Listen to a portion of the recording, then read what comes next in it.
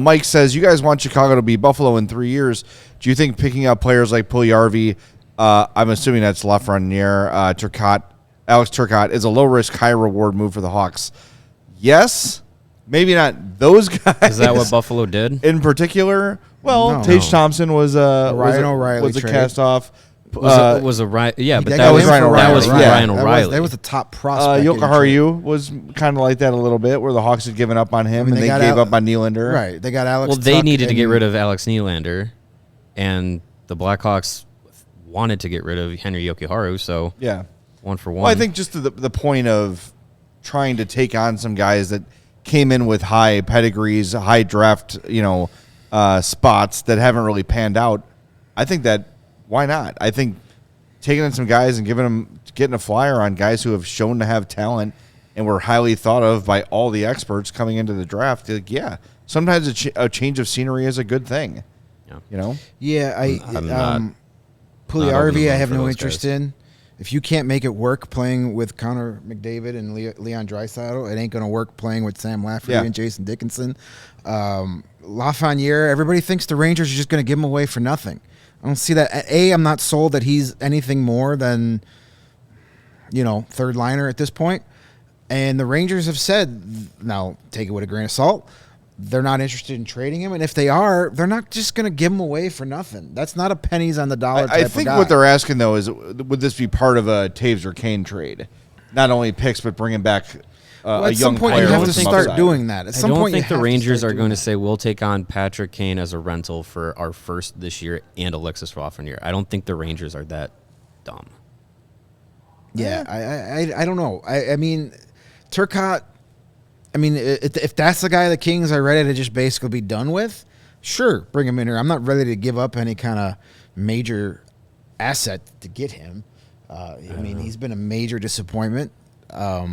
So other than Puljujarvi, out of those guys, I don't think the Kings or Rangers are necessarily giving those guys up. Edmonton clearly is giving Puljujarvi up because he's not good. It's just he's proven it. I don't know, multiple times. Like the Buffalo situation is different because you have Tage Thompson, but that was the Blues' top prospect. They had to give him up to get Ryan O'Reilly. Right, it's worked out for both sides.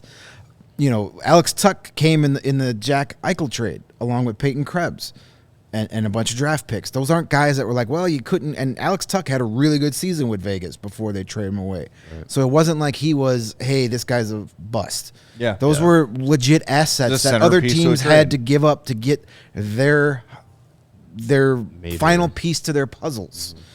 So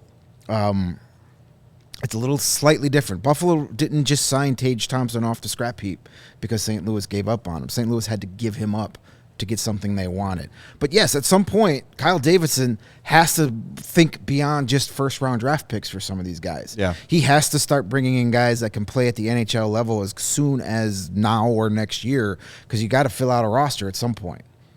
Yeah, and I think that's kind of what the question was. Is I'm all for aside from just compiling draft picks, which bringing in young prospects that should be part of the rebuild plan as far as moving, trading players and getting future assets. It's not just all picks. But I think if you're talking Edmonton, I'm not looking at Puljujarvi. I'm thinking of Dylan Holloway. I'm thinking of Xavier Bourgault.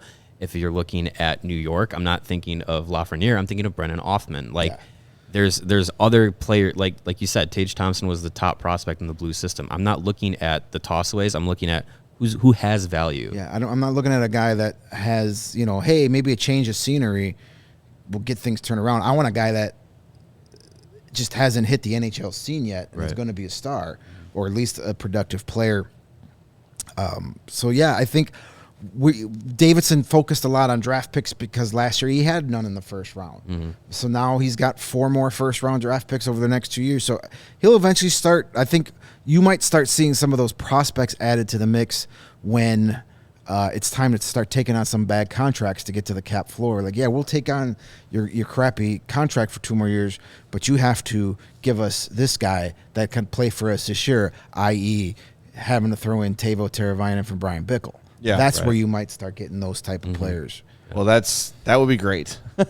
Yes. Yeah. It's nice to be on the other side of those types of deals, isn't Sure. it? Yeah, and maybe you don't bring someone back quite as strong as Tavo, and this offseason too, you could be looking at more like Peter Mrazek sort of situations too, where, well, we know this guy's kind of washed, makes a lot of money, a contender needs to clear some cap space.